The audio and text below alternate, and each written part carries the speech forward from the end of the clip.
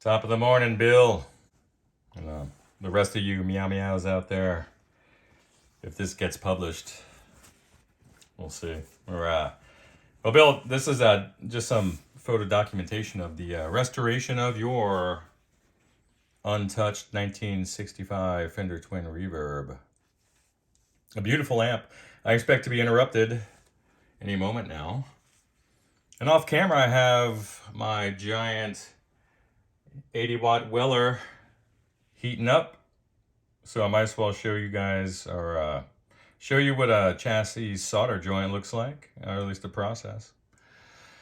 So this is how I do it. Other guys have their best practices and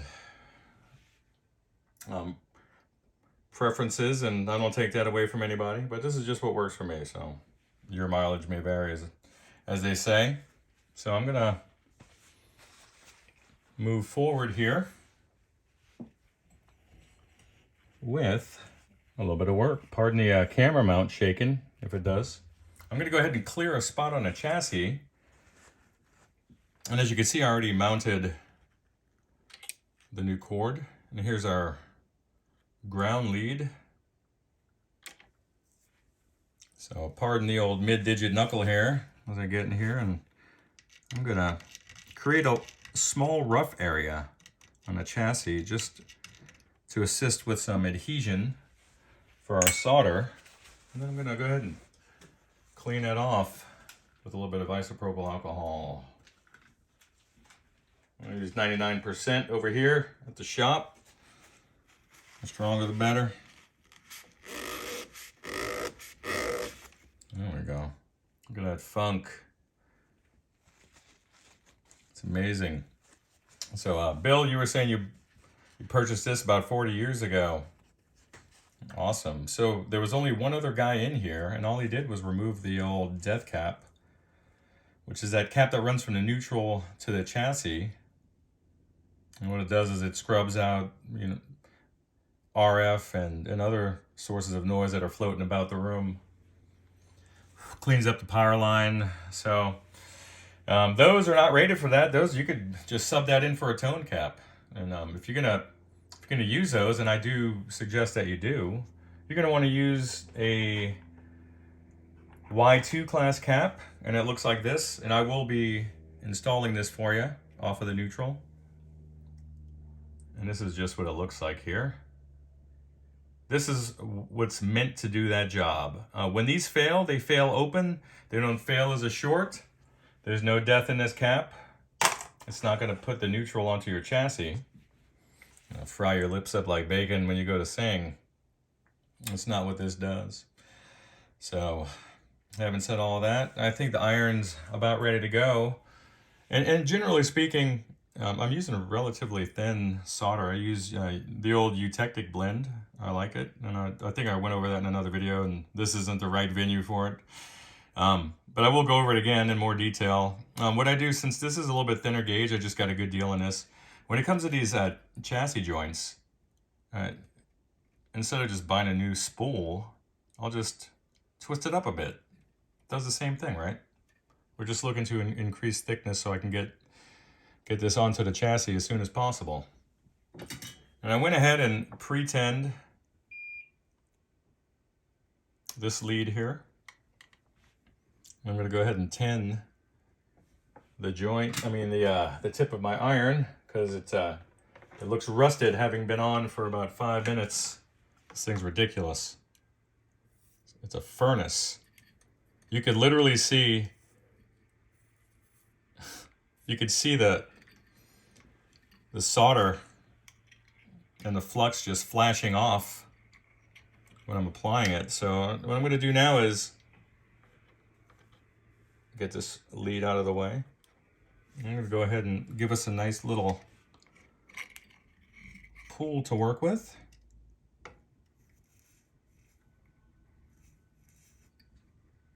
It shouldn't take long. This guy's a beast. There we go. That's literally about the size you need. That's it. So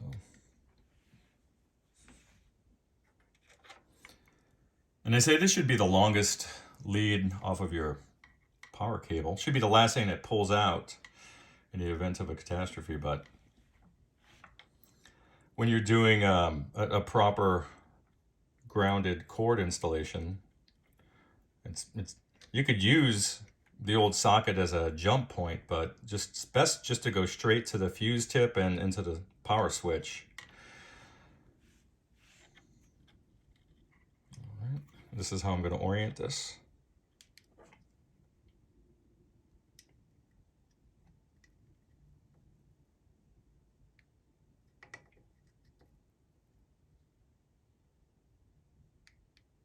And that's it. It doesn't need to be a giant puddle.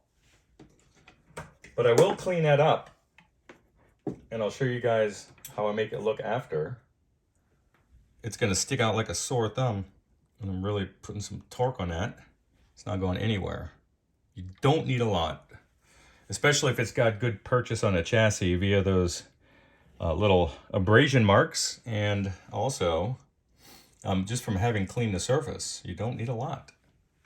So I'll just go ahead and tell you what I do. Just get that little nib off right there. And then I'm going to come back and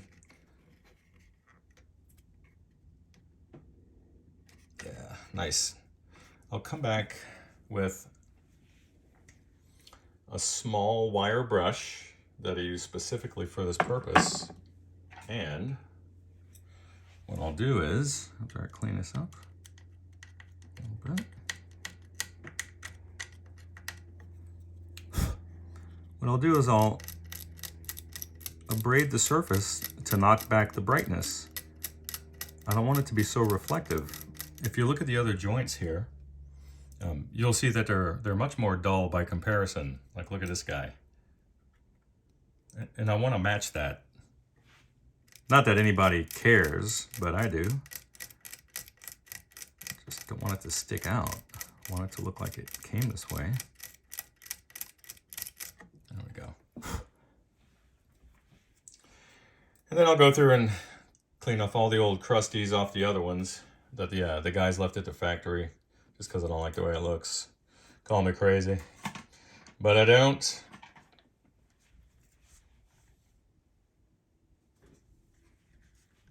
Clean this guy off here.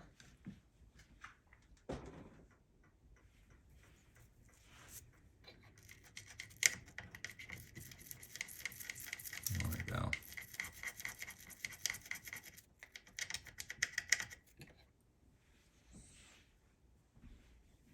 I like it. And that's about it for this part. Though I'll probably break this thing off the mount just to film the next segment here. Yeah, that's awesome. I love it. Oh, man. This is, I'll tell you what, this is cathartic today. Not to get all personal, but just got some devastating news about my dad. I'm just going to throw this into the ether. Just not ready to talk about it, but I'll just say that if you have any issues with your family or friends, or if you have any issues with somebody, if you got any beef, if you're out there beefing on the streets, like, make it right. Like, humble yourself and make it right. You know, just humble yourself. You don't need to be right. The relationship is more important than anything else, and it took me a very long time to figure that out, to where I actually cared about something more than just being right, you know. Because time is all you got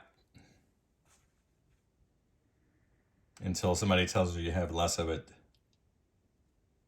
So hope you guys are well out there, Bill. Not to be morose, because just your amp came at the right time, you know. But I look forward to showing you guys this thing. It has the beautiful metallic shelled GE caps on the opposite side of the chassis over in the doghouse. The old filter pack board. And it's got all the old cardboard tube Mallories that you would expect to see, the little multi-sections. and they're all very high ESR. A couple of them are turning into resistors. Though this thing is taking it in stride, it has the original tube set. The old short bottle 6L6s. Just a lovely amp. And I've got it set up on a bench right now. I'll be running a test signal through it, and I have it attached to, obviously, the current limiter, and I have a shop tank reverb pan, rather. And we'll just go through the whole thing and test it out. But Bill, yeah, I'll give you some snapshots of the measurements, and then what I'm seeing and what they indicate, just to validate my opinion and suggestion for just doing a complete recap and service for this. And really touching nothing else. As you would expect, none of the little blue Ajax caps, the little blue molded guys are leaking. None of your ceramic caps are leaking. The amp's in remarkable condition. It just needs to be brought up to date, which we have with respect to this cord and the way I'm going to be handling wiring the primary here. And we'll get her safe to operate.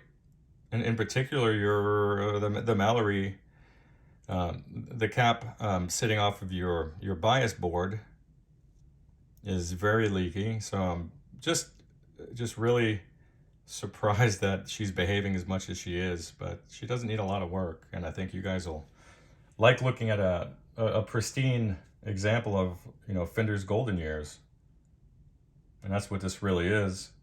I saw another famous tech who took an amp just like this, the same vintage, and hot rodded the thing, and much to the chagrin of half of his audience, who found it offensive. But it's all about what the customer wants, Like I'll make suggestions, but I'm not here to fight and win. It's about the customer at the end of the day. I wouldn't want to do that because this amp is iconic. It does a certain thing, and the thing it does is pretty. I would say it's unique to this particular family of amps. And they're lovely amps, So I don't know how many times I can close this segment out, but hope you guys are well out there, and update soon, Bill. Bye-bye.